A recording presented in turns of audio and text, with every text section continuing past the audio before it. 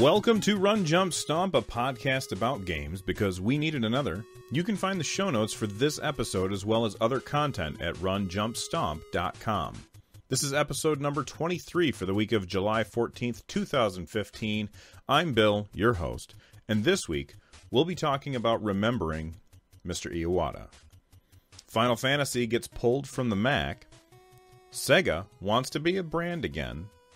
Hearthstone has another expansion on the way. Those stories and more on this episode of Run, Jump, Stomp. Thanks for listening.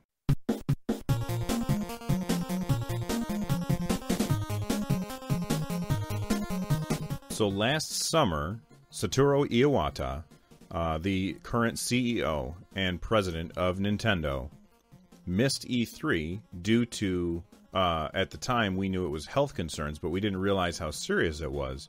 It was to have a tumor removed from his bile duct. This year, after that surgery, he came back and was looking thinner. People weren't sure if it was a good thing that he was looking thinner or a bad thing that he was looking thinner. And it turns out that it was a bad thing. Now, this year, he also missed E3. Nintendo said that it was so he could stay in Japan and focus on some deals there that they needed to nail down. Now it seems like it may have been due to his failing health. He died yesterday on... I'm recording this on the 13th, so he died on July 12th, 2015 from complications due to bile duct cancer. For those of you who don't really know Iwata other than from being the president of Nintendo, he also, back when the NES was first coming out, he had recently graduated from college with a degree in computer engineering, and he ended up working for HAL Laboratories. He joked, I watched an interview that he did with, there's this guy who plays games, and it looks like he plays them on TV over in Japan, and he actually interviewed Iwata, and Iwata said that his parents were not very happy that he decided that he wanted to make games, but he'd always had been a gamer. In fact, in 2005, he gave a speech, I think it was at the Game Developer Conference. I watched the speech this morning, and I'm sure that by now you've probably seen the quote, but he was standing in front of the podium, and then he walks off to the side of the podium. It's like he knew that this was a moment where he was going off script, it seemed like. So he walked away from the podium to go off script, which I don't know if that's a Japanese businessman kind of thing, or if that's just like his kind of thing. But he walked away from the podium to go off script, and he said, he held up his business card, and he said, "My business card says that I'm president and CEO. My brain tells me that I'm a game programmer, and my heart tells me that I'm a gamer." And then he went back to the podium and gave his speech about what Nintendo was going to do in the next year. Iwata was famous for being a champion of the gamer, really. Recently, Nintendo's board of directors has been kind of pushing. Now, I've, of course, not been to any of these meetings, or I don't know any of this firsthand. This is just what I've been told. But lately, the board of directors of Nintendo has been pushing to get away from the console market and more in the mobile space. And it was Iwata that was pushing back against that until they found a way to do it the right way. And that's what it seems like they were announcing with DNA earlier this year. That they are going to start making mobile games, but they're also still working on home consoles. So I'm worried about what that means for Nintendo now that they don't have Iwata there to be the champion of the gamer, although it seems like the person who's probably going to step in and become the new president of Nintendo is Shigeru Miyamoto, who everybody knows is the guy who came up with Mario. Now, a lot of people say, well, you don't want you don't want a creative type in that position. You want to have a businessman in that position. And I don't know if I agree with that, because Iwata, who I think most people would say did a very good job managing Nintendo.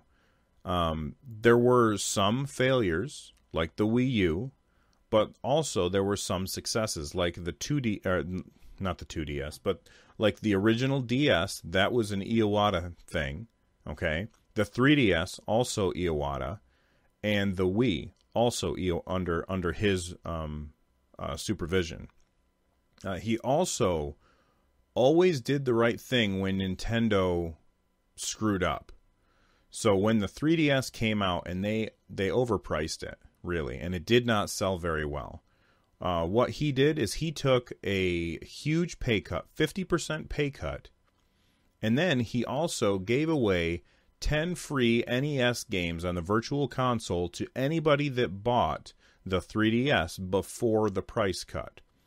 They called it the Ambassador Program. Again, when the Wii U wasn't doing very well, he voluntarily took a 50% salary cut. Now, I don't know if that's just like a normal Japanese businessman kind of thing, but here in the States, that's not heard of. You don't hear about CEOs taking massive pay cuts because their company didn't meet expectations or something like that. So back to his history a little bit, and I'm just going off what I read over the past couple days and what I knew about before then. So he was working at HAL Laboratories, and the first game that he made for the NES was Balloon Fight. Balloon Fight, I actually played it for about an hour this morning. I streamed it on Twitch. And if you want to watch me fail terribly at the game, that's up on YouTube. You can check that out. It's a really fun game, and I really didn't realize how much fun it was. I was always kind of a Joust guy, and when I looked at Balloon Fight, I thought, oh, well, that's Joust. I already have Joust. I have no reason to buy Balloon Fight. But there's a single-player mode, and then there's a multiplayer mode, and then there's a third mode called Balloon Trip. And I never actually tried that version until now. And the only reason that I tried it was because I saw them playing it at the Nintendo World Championships. Balloon Trip takes away the other players and just fills the level with sparks that if you run into, they pop your balloons and you lose. Along the bottom is water, and there's a fish swimming back and forth underwater. You can't see him.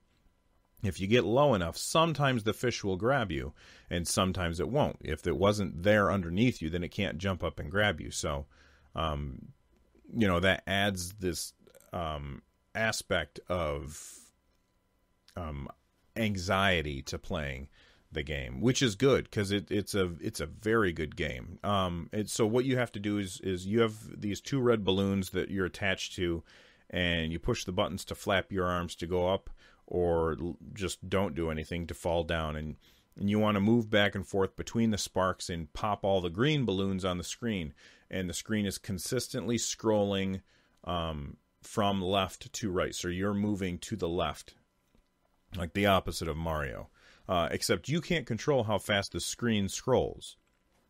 Every once in a while, a bubble will pop up that's worth lots of points. And if you touch that, then it pauses the screen moving. So you got to make sure that you grab that at just the right time. And the controls for the game are perfect. They're very, very precise.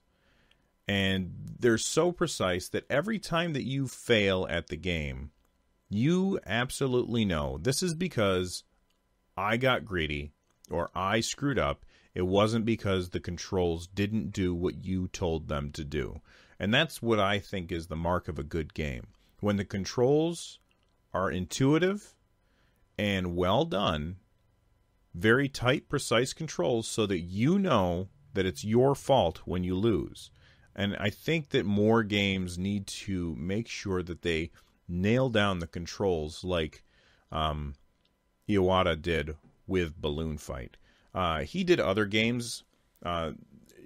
He was on the first Super Smash Brothers. And in fact, when Smash Brothers Melee came out, or was coming out, he was actually the president of Nintendo at the time, and he assigned himself to the team working on Smash Brothers Melee so that he could help get that game going because he loved the franchise so much. He also worked on the Mothers series, apparently, and I don't know that this is true or not, but this is just one of the things that I read today. He's pretty much credited with coding Earthbound by himself, which is pretty crazy because he's a programmer. He didn't go to school for business. He is a programmer, and when he was working at HAL Laboratories, he was he would program the game, he would market the game, so he had to do all of the different jobs, and that's why he understood the business so well, because he had a lot of jobs in that business when he was at HAL Laboratories. Back now in 2000, he was hired at Nintendo, and he worked there for, I think it was for 3 years, and then Mr. Yamauchi was getting ready to retire and called Iwata into his office. Now, Yamauchi is the original family that started Nintendo, the playing card company, back in the 1800s. And Iwata was the first president of Nintendo that was not from the Iwata family, or not the Yamauchi family.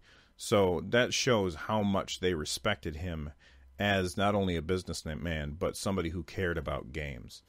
So, just remember that Iwata was awesome, and we should remember that he always wanted games to be fun first and foremost, and every game that he worked on that I ever played was definitely fun.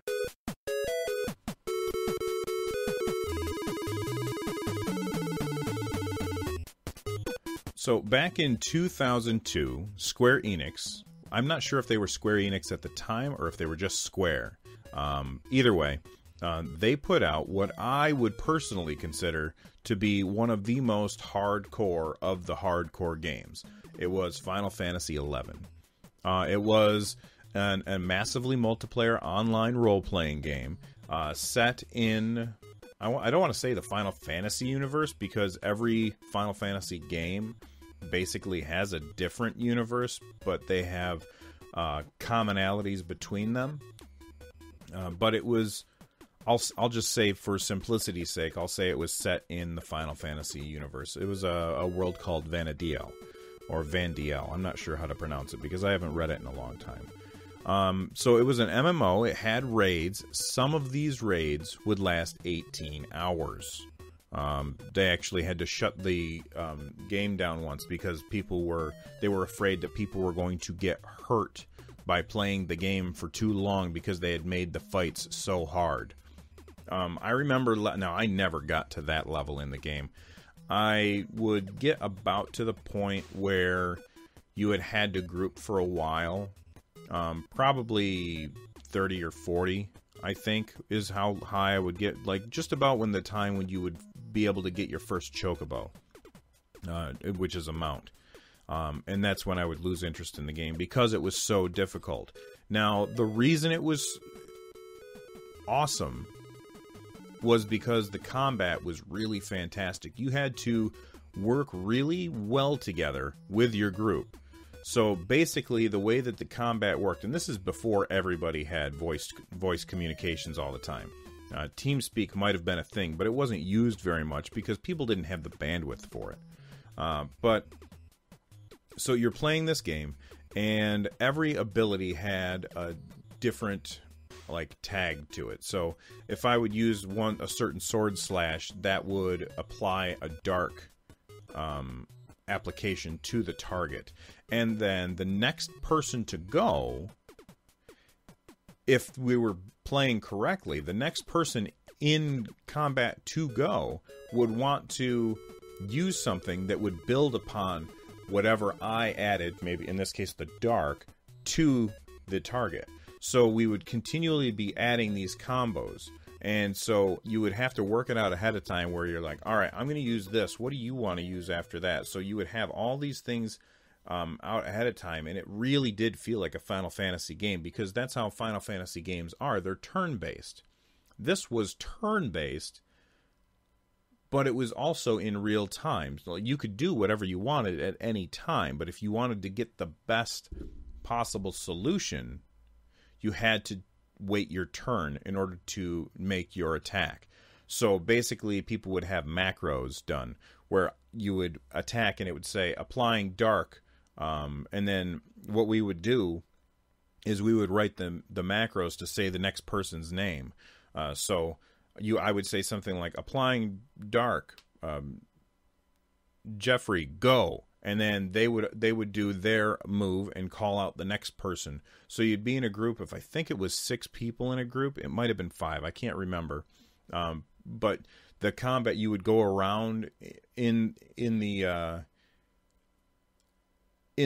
build order through everybody's abilities in order to build up the combos to as high as you could in order to do the most damage to the monster. Now, the reason I'm talking about that game is because I think it was fantastic, and if it's still around and you can play it for cheap, you should check it out, because it was really cool. I got all that I wanted out of it, but it was really cool at the time. Let's fast forward a little bit. Let's go to 2010. The sequel to Final Fantasy XI came out in 2010. And by all accounts, the game was absolutely broken. It was so broken. Okay, Final Fantasy XIV. This game was so broken that Square closed it down, redesigned it, and relaunched it again in 2014. So it kind of limped along for a little while, and then Square said, you know what, we screwed this up. They closed it down, redesigned it, relaunched it as Final Fantasy XIV, A Realm Reborn. This happened in 2014, 4 years after it originally released.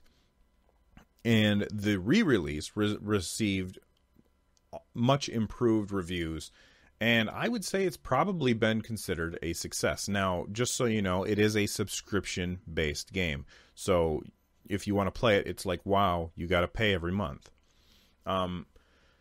Recently, looking to expand their player base, Square hired Trans Gaming to port their game to the Mac. And they just recently released the Mac port of Final Fantasy XIV, A Realm Reborn. However, it launched really, really buggy. And some say it's unplayable. Now, the reason for this is because the Mac port isn't really a port. It's actually the full Windows game wrapped in a translation package that translates everything that the Windows game does into instructions for the Mac, and then the Mac would tell the game to do something, and it has to translate everything back. So basically what they're doing is they're emulating the game on the Mac. And the problem is that this wrapper has a massive overhead, making the game run horribly on systems that meet what they specified as the minimum system requirements. So in order to fix this, Square halted sales of the game on the Mac version, and they're offering refunds to players that are not happy. There's a quote from the producer-director of the game, Naoki Yoshida. He says, "Although our development and QA teams tested the client on Mac hardware, because of our last-minute efforts to improve performance and the possibility that system requirements might change, we decided to prepare several versions of these requirements, with the one to be released depending on the final result. However, in the chaos leading up to the multi-platform launch of our expansion, we released incorrect requirements which were not updated prior to the Mac version's official release. So basically he's saying, look, we wrote lots of different minimum requirements for this game, and we put out the wrong one. I'm not sure if I really believe that, but, you know, maybe it's true. And I understand that it's difficult to actually port a game from Windows to the Mac because you lose out on DirectX, which is something that a lot of game developers utilize to make it easier to develop for. But if you're not going to do it right, you just shouldn't bother, you know? Don't put out a subpar version of the game for the Mac platform just to get the sales.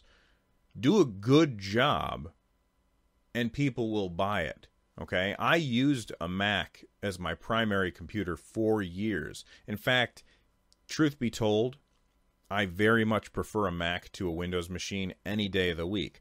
I currently use a Windows machine because it made gaming a hassle. I would always have to have Boot Camp, which is a way for you to run Windows on a Mac, and the drivers weren't very good for it. They were okay, but they weren't very good for it. So somebody who was on a Windows machine that came with Windows always got better performance on similar hardware than I did because the drivers were better. Because there's no motivation for Apple to go out and make good drivers for Boot Camp, because really they're not targeting gamers with Boot Camp. They were targeting business people. They were putting it out there as not I don't want to say like a poison pill, but as you know, like a drug dealer gives away the first hit for free. They were saying, look, you can use Windows on our computer. That's fine. Knowing that people would start using the Mac interface, or suspecting or hoping that people would start using the Mac side of things and really enjoy it and then switch over to that. Now, again, this is all opinion. I prefer to use a Mac, but as a gamer, I use a Windows machine for my games. And that's just the way it has to be for me, because I want to have good performance. So that's why I end up using Windows. Now, in the time since I've stopped using a Mac, there's been more and more ports for Macs. But a lot of them are like this. They're just a wrapper around a Windows client. And I don't think that people who want to use the Mac for gaming, and there's a lot of people who do, they like the headache that comes with it. They don't like being treated as second-class citizens by developers. So Square, fix your game, do it right, or don't port it. Because all you're doing is frustrating the people who want to play your game.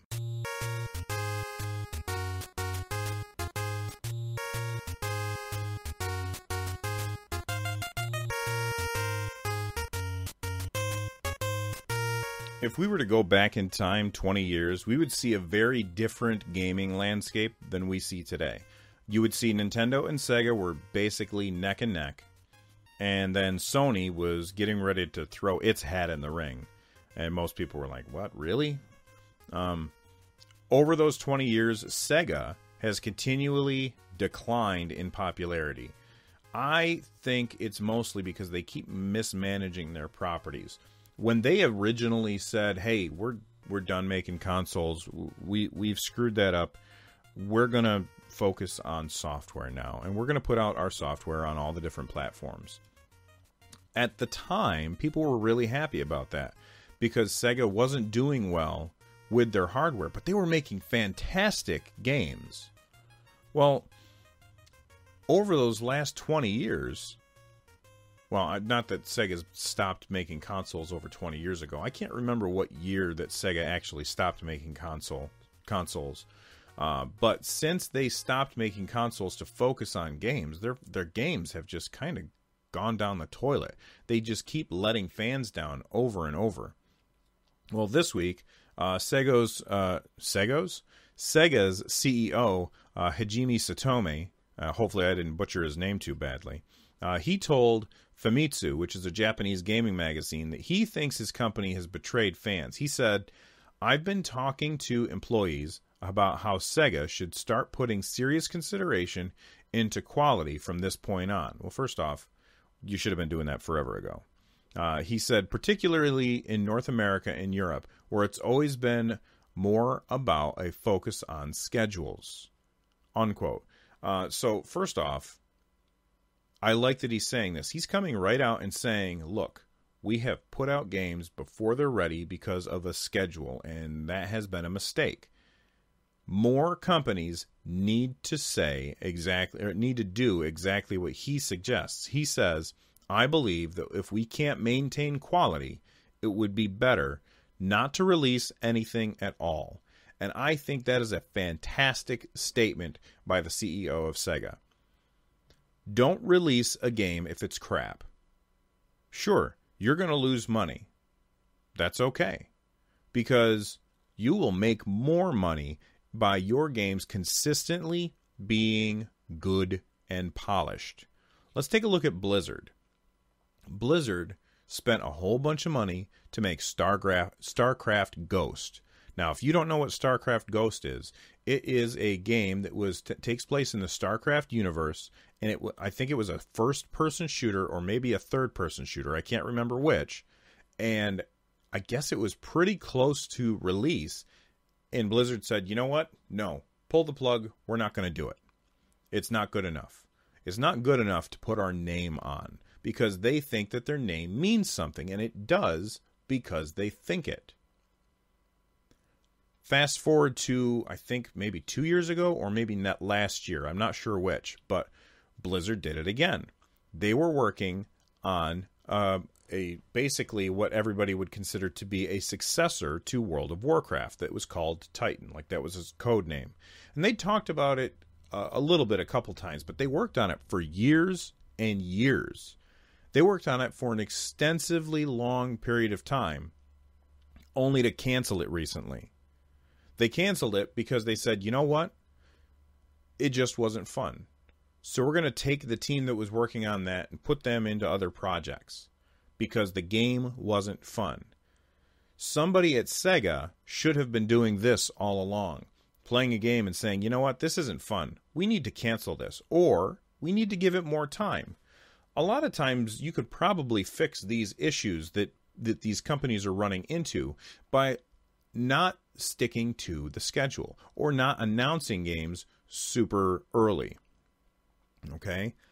He went on to say, we did our best to build a relationship of mutual trust with older fans of Sega, but looking back, there have been some titles that have partially betrayed that trust in the past 10 years. Sega in the 90s was known for its brand, but after that, we lost trust, and we are left with nothing but reputation. We'd like to win back the trust and become a brand once again.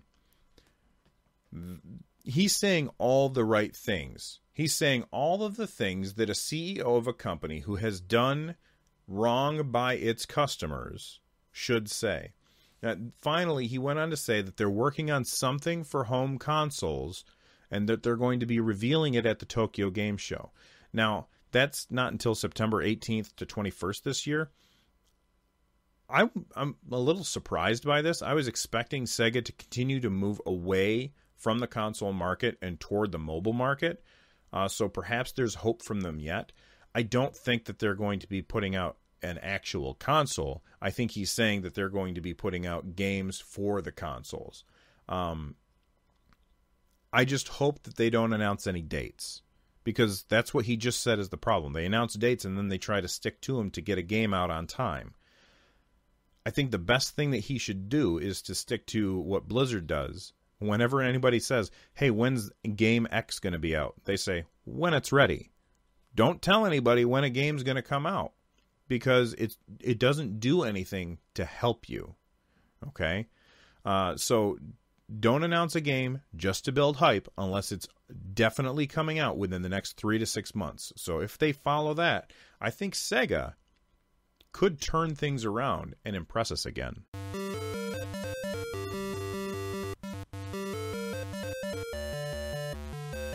if you're interested in getting a 3DS and you have either an old 3DS, a 2DS, or a PS Vita, then there's a deal for you at GameStop. I don't really like GameStop, but I can't let that stand in the way of a good deal.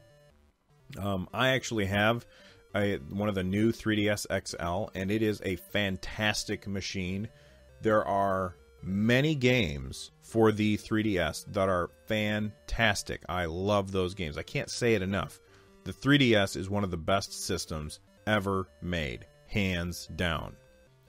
If you already have one, you don't really need another one, but the deal is that you can trade in and get $100 credit towards the purchase of a new 3DS XL.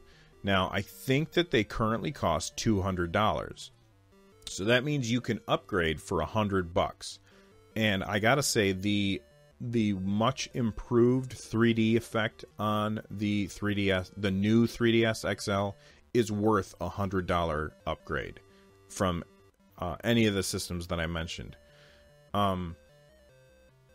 Also, you'll get a C-Stick, which is useful for some games, but not most games it's not useful for. And the system's a lot faster. So if you want to hit the home screen to go to the Miiverse and make a post or something, it goes really fast, unlike the old one. All these things are small improvements, but if you've got $100 that you're willing to spend on a new 3DS, then I think it's a pretty good deal, especially because of all of the fantastic games. You can get lots of hours of enjoyment out of a 3DS if you don't already have one. And if you already have one, every single game that you have basically is upgraded because the 3D works all the time. Most of the time on an old 3DS, I would just leave the 3D off because two reasons. It didn't work very well, and it conserved battery life by having it off. With the new 3DS, I never turn the 3D off because it works so well, and it really looks fantastic when you're playing it. So, just wanted to let you know about that deal. It is good through July 26th, so you've got about a week and a half to take advantage of that if you're listening to this on the day it comes out.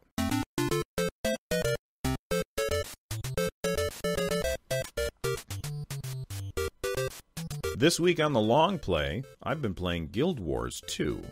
I decided to start playing it again in preparation for the new expansion. I've already got a level 80 warrior that I leveled up when the game first came out. But I'd like a few more options when the expansion comes out, so I decided I wanted to level up a light armor character and a medium armor character to go with my heavy armor character, just to try and balance things out and see how things are different. The light armor character that I've been leveling is the Elementalist and the Necromancer. I haven't decided which one I want to stick with. The Elementalist feels a lot more active. I have more to do, but they're very, very squishy. So you really got to be moving around all the time. But it feels more active. While the Necromancer feels a lot more tanky, and they have less to do. I'm trying to decide between, do I want to go Necromancer because I feel like I'd be better at it, or do I want to go Elementalist because it feels more intense when I'm playing? So I'm kind of trying to decide between those two. As far as the medium armor characters that I'm going to play, I'm trying to decide between Thief and Ranger. The Thief is really cool, and it almost feels like the same decision. The Thief feels like it'd be easier for me. Stop your emails right now. Don't send your emails telling me that I'm wrong about this, because I'm sure that I'm wrong about this. I'm only level 20. And the Ranger seems a little more difficult to play, or at least it seems like it'd be easier to play a bad ranger than it would be to play a bad thief, if that makes any sense. The ranger also has pets, which I always like, especially because, I'm sorry, I keep saying especially. I gotta say especially, or especially. So, really, because in Guild Wars 2, you can go around and collect the pets like in WoW. So that's another thing to collect, and that's one of the things about MMOs that are really fun, is going around and getting all the little things that you can find. I played the beta this weekend, and I played the Ravager? It's not a Ravager. I can't remember the new class's name. It doesn't matter.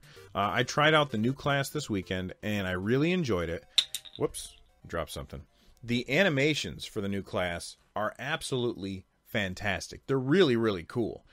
I also really like what they're doing with the skills that they've never really been able to do before. Like, there was this one ability that I keep wanting to say Ravager, but I know that's not it. There's one skill that I had. When I hit the button, it put up like a wall in front of me, and there's lots of classes that have that ability, but this wall moved around with me, and I could aim it one way or the other. So you could be shooting projectiles at me, and I could put up this wall in front of me, and then if somebody to the side started shooting projectiles at me, I could turn and point that wall at them, and basically what it would do is it would bounce the projectiles back. I'm really excited to see how they take these new ways of dealing with skills that they've come up with and applying them to the other classes, because in the expansion, each class is going to get, I guess, a new specialization as well as a new weapon available to them. So I'm very excited to see what they're going to do with Guild Wars 2 when Heart of Thorns comes out, I think, this fall. This week on Wish Listed is Rocket League. It's not really my usual type of game, but man, it looks fun. Alright, so let me tell you about Rocket League. Rocket League is soccer plus cars. Soccer plus cars, that's right. So, it's basically, let me read you what they say about the game. It says, soccer meets driving once again. Once again? Really? It's a sequel. I did not know that this game was a sequel. That's cool. Alright, so let me read you this. Soccer meets driving once again for the long-awaited physics-based sequel to the beloved arena classic supersonic acrobatic rocket-powered battle cars. That's a cool name for a game. This is just called Rocket League. A futuristic sports action game, Rocket League, equips players with booster-rigged vehicles that can be crashed into balls for incredible goals or epic saves across multiple, highly detailed arenas. Using an advanced physics system to simulate realistic interactions, Rocket League relies on mass and momentum to give players a complete sense of intuitive control in this unbelievable, high-octane reimagining of association football. All right. So then they've got their features listed underneath, and you can follow the link in the show notes to read more about it. I watched somebody play this on Twitch the other day. It was really fun to watch. It was basically 3-on-3, so they had 3 cars, and 2 people were on attack, 1 person was on defense, and they would drive around and hit the boost to slam into this car or make their car jump up into the air to hit the ball to try and get it into the goal. It looked incredibly fun, and I definitely want to pick it up. It's only $19 on Steam, and it's cross-platform. So when you're playing online, you are playing online against people who also have it on their PS4. That's really cool as well. I'm very interested in this game, and it's definitely on the wish list now. I did hear that there were some issues with servers when it first came out, but that's to be expected in an online game. Online games always tend to have issues with servers when they first come out. You know, that's just the growing pains. Then the game first comes out, everybody who wants it buys it and is trying to play at the same time. After a while, it's going to die down, and less people are going to be trying to connect all at once. So I don't think that that's going to have an issue as much as it did at first. I guess they had 90,000 players all logging in at the same time, and they just weren't ready for those servers. Hopefully they get that figured out, and if it's not on your wish list, maybe you should add it.